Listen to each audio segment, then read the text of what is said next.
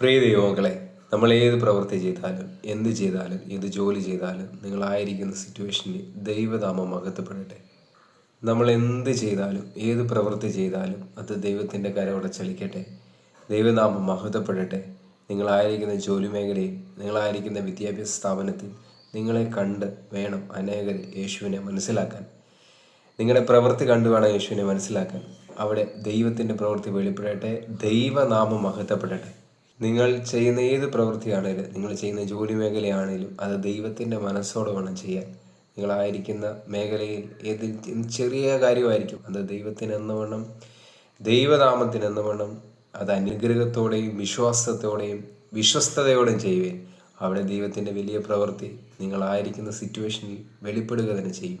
ദൈവമക്കൾ എന്ത് ചെയ്താലും അത് ദൈവനാമം മഹത്വപ്പെടണം. ഒരു ചെറിയ കാര്യമാണേലും അത് ദൈവനാമം മഹത്വപ്പെടുന്ന രീതിയിൽ വേണം ചെയ്യാൻ.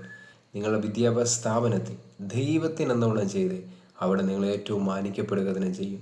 നിങ്ങൾ ആ പഠിക്കുന്ന കാര്യത്തിലാണെങ്കിൽ, ആ ജോലി ചെയ്യുന്ന കാര്യത്തിലാണെങ്കിൽ വിശ്വസ്തയോടെ ദൈവമേൽപ്പിച്ച പദ്ധതിയാണ്, ദൈവമേൽപ്പിച്ച ഉത്തരവാദിത്തമാണെന്ന് ഉറപ്പോടെ ആ ദൈവനാമം മഹത്വപ്പെടാൻ വേണ്ടി ആ സ്ഥാപനത്തിൽ, ആ വിദ്യാഭ്യാസ സ്ഥാപനത്തിൽ, ആ ജോലി സ്ഥാപനത്തിൽ വിശ്വസ്തയോടെ എൻ്റെ ദൈവം എന്നെ നിർത്തിയിരിക്കുന്ന ഉറപ്പോടെ എന്ന് ചെയ്യുകയാണെങ്കിൽ നിങ്ങൾക്കൊരു അനുഗ്രഹമായി തീരുക തന്നെ ചെയ്യും.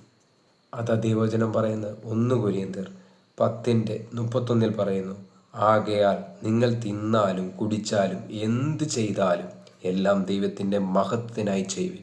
നമ്മുടെ ജീവിതത്തിൽ എന്ത് ചെയ്താലും ദൈവനാമം മഹത്വപ്പെടട്ടെ. ഈ വചനം ഏറ്റെടുത്ത് ഒന്ന് പ്രാർത്ഥിച്ച് നിങ്ങൾ ചെയ്യുന്ന കാര്യം ദൈവത്തിനെന്നോണം ചെയ്യുകയാണെങ്കിൽ വലിയൊരു വർധനവ്, വലിയൊരു അനുഗ്രഹം നിങ്ങളുടെ ജീവിതത്തിൽ ഉണ്ടാകും. God bless you. ആമേൻ.